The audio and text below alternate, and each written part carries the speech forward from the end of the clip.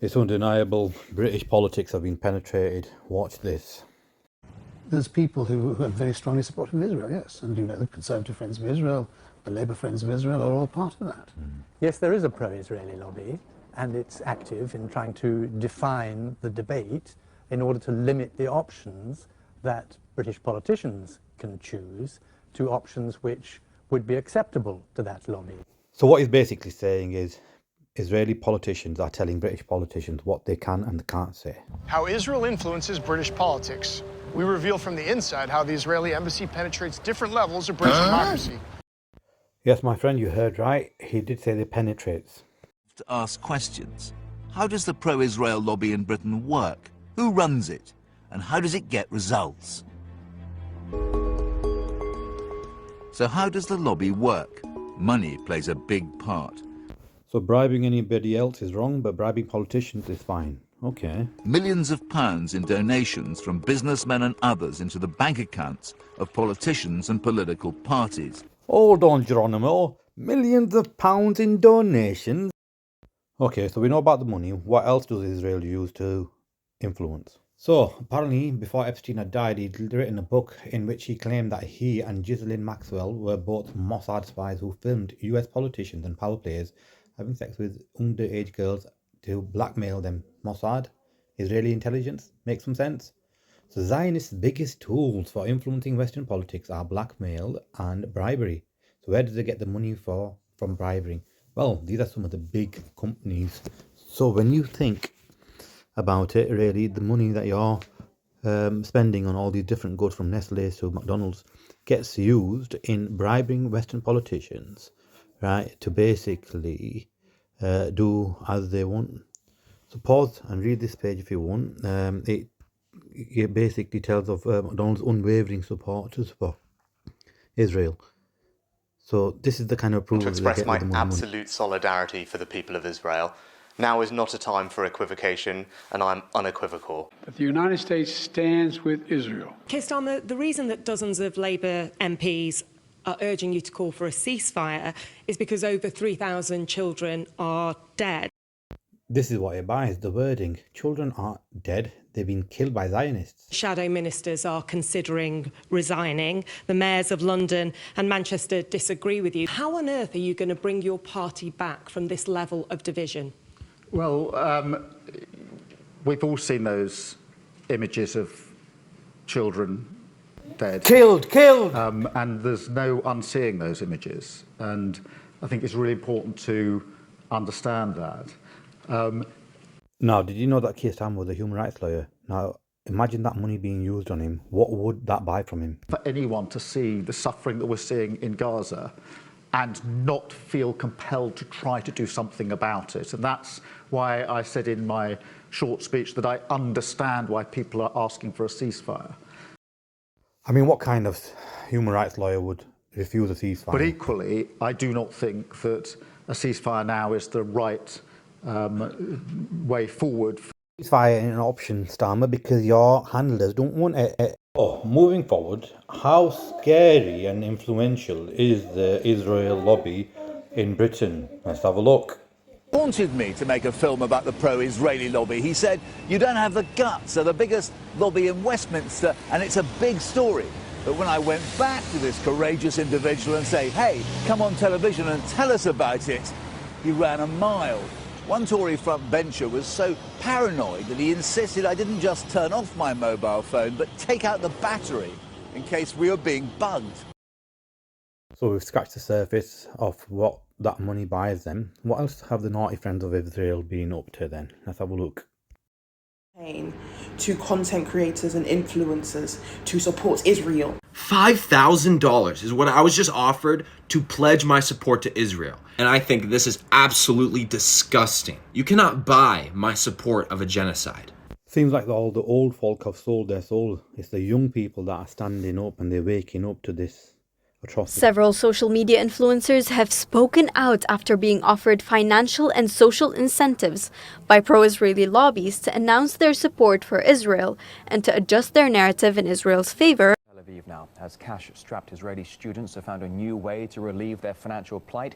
They can get easy money by simply posting positive tweets for the government and clicking the like button. I received an essay basically saying that they're not willing to work with me anymore because I've publicly said that I support Palestine. I'll receive another message where they said if I take the post down and publicly announce that I do not support, that they will pay me basically double the amount that we agreed on, and they would repost my video onto their feed, which in what actual right mind do you think that you can buy my morals?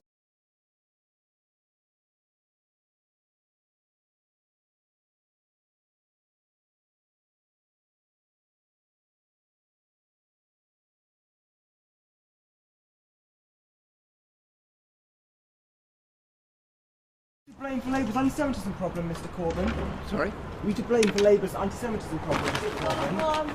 So, we know that the Zionist lobby label anyone that criticises them or points out their corruption as anti-Semitic. Is that right? If they're black, then it's a gang. If they're Italian, it's a mob. But if they're Jewish, it's a coincidence, and you should never speak about it. Why can't we talk about them without getting kicked off of YouTube? But I kinda wanna know why. Now there's all these conspiracy theories, and the more they talk, I think maybe they're right. But I can't even listen to the convo. I can't even have the conversation without getting canceled by the left and the right. Why can't we talk about them without getting kicked off of YouTube? Now really, I'm not trying to be rude, but why can't we talk about... Why can't we talk about the Zionists? So, as you can see, we're not even allowed to talk about them, if I'm honest with you. But what about other Jews? What if they criticise them? What happens to them?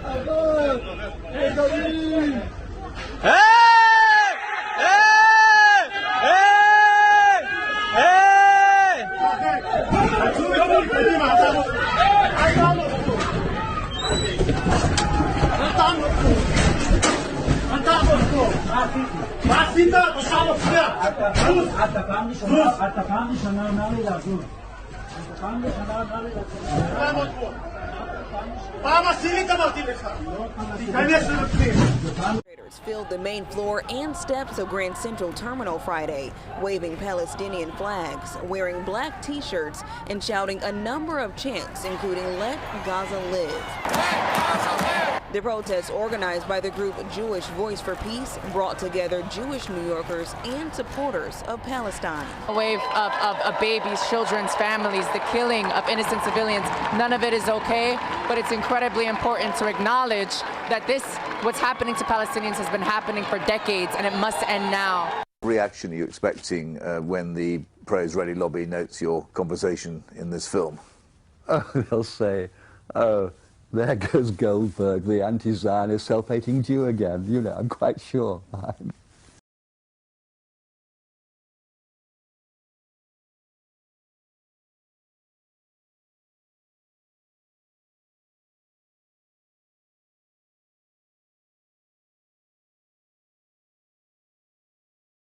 You might think, but Lord Calms, a leading CFI donor who owns Dixon's and was treasurer of the Conservative Party, was outraged and threatened to withdraw funding to the party.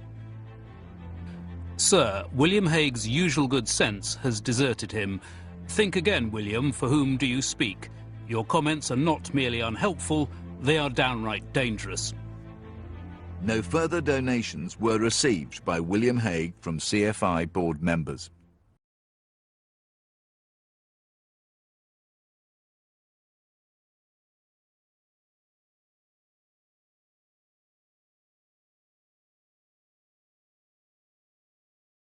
Terribly dangerous thing if the British press were made to feel that they couldn't criticise Israel because they're going to be held up as anti-Semite. I think it's a very disreputable argument. I've been having a look through the Comment is Free Watch website. Here's what it's got to say about an article by Tony Lerman. It says that Lerman is making despicable, libelous and completely unsubstantiated allegations about Jews. It says that's anti-Semitic and he's a nasty anti-Semite. I asked Tony Lerman what he feels about Hawkeye's comments. It's upsetting, but one gets over it. I think there are people who are deliberately manipulating the use of the term anti-Semitism because they do see that it's useful in defending Israel. So, Anthony Lerman is a British writer who specialises in the study of anti-Semitism. Right? So, just because he didn't think to their tune, they labelled him an anti-Semite. Oh my god, you couldn't even make this up. So, British politicians are scared of him. Right, but has anyone ever tried to negotiate peace in the Middle East? Let's have a look. Trump said in an interview published on Monday that he believes former Israeli Prime Minister Benjamin Netanyahu never had any desire to establish peace with the Palestinians during his 12-year term in power. Trump told Axios' Barak Ravid, using Netanyahu's nickname, quote, "I don't think Bibi ever wanted to make peace. I think he just tapped us along. Just tap, tap, tap, you know?" Trump continued, quote, "My whole life is deals. I'm like one big deal. That's all I do. So I understand it. And after meeting with Bibi for 3 minutes, I stopped Bibi in the middle of a sentence. I said, Bibi, you don't want to make a deal, do you?" And he said, well, and the fact is, I don't think Bibi ever wanted to make a deal.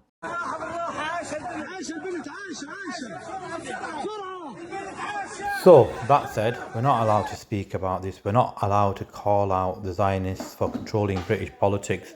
It'll be considered anti-Semitism. So for more news, please like and subscribe if you haven't already for more honest